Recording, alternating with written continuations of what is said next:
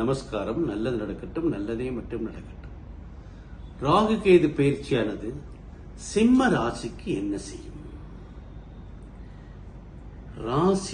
ராசியிலேயே கேது உட்கார்றாரு. சிம்ம ராசியா இருந்து ராசியில உட்கார்றாரு கேது. நேர் 7 கும்பத்துல போய் ராகு உட்கார்றாரு. மனைவி ஸ்தானத்துல, நண்பர்கள் ஸ்தானத்துல. அதாவது யார் யார் ரொம்ப க்ளோஸ் நண்பரா இருந்தாரோ அவரே உங்களை விட்டு பிரிவார். யார நீங்க ரொம்ப நீண்ட நெடுங்காலமாக காதலித்துக் கொண்டிருக்கும் காதலி, கூட்டாளி, இவர்கள்லாம் கருத்து வேறுபாடின் காரணமாக இந்த 1.5 வருஷம் வர்ற 1.5 வருஷத்துக்குள்ள ரொம்ப தொந்தரவு பண்ணுவாங்க. உங்களை புரிஞ்சிக்கவே மாட்டாங்க. சண்டை சச்சரவுகளை ஏற்படுத்துவாங்க. சொந்த மனைவி நான் வீட்டுக்கு போறேன்னு ஒத்த காலில் நிற்பான். ஸோ சிம்ம ராசி நேசர்களுக்கு ராகு கேது பயிற்சி உசிதமாக இல்லை. லக்னத்தில் இருக்கும் கேது வினோதமான நோய் நொடிகளை உண்டு பண்ணுவார். வலக்கண்ணில் புறையை ஏற்படுத்துவார்.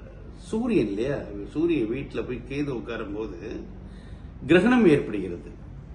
ஸோ அந்த கிரகணத்தினால வலது கண்ணில் ஆப்ரேஷன் பண்றது வயதானவங்க ராசி நேயர்களுக்கு கண்ணு ரீதியான தொந்தரவை சிம்மராசி நேயர்களுக்கு ஏற்படுத்துவார். அவங்க பெருசா செய்யறது என்னன்னா, கூட்டாளிகள் மூலமாகவும் மனைவி மூலமாகவும் காதலி மூலமாகவும் மிகப்பெரிய தொந்தரவை சிம்மராசி நேயர்கள் அடைவாங்க. ராகு கேது பயிற்சிக்கு சிம்ம ராசிக்கு சங்கடகர சதுர்த்தி அன்னைக்கு அருகம்புல் மாலையை விநாயகருக்கு செலுத்துவதாலையும், சூரியனை அதிகாலை எந்திரிச்சு வழிபடுவதாலையும், துர்க்கைக்கு ராகு காலங்களில் விளக்கு போட்டு துர்காஷ்டங்களை படிக்கிறதுனால மட்டுமே இந்த ராகு கேதுல இருந்து பிரச்சனைகள் வரும். பிரச்சனைகளை நீங்க தவிர்க்க முடியாது.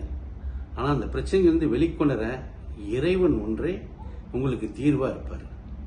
ஸோ சங்கடகர சதுர்த்தி பிரதோஷ காலங்களில் வழிபடுறது, துர்க்கையை வழிபடுறது, இதன் மூலமா மட்டுமே சிம்மராசி நேயர்கள் தனக்கு வரக்கூடிய ராகு கேது பயிற்சியின் தொந்தரவுல இருந்து வெளிவர முடியும். நமஸ்காரம்.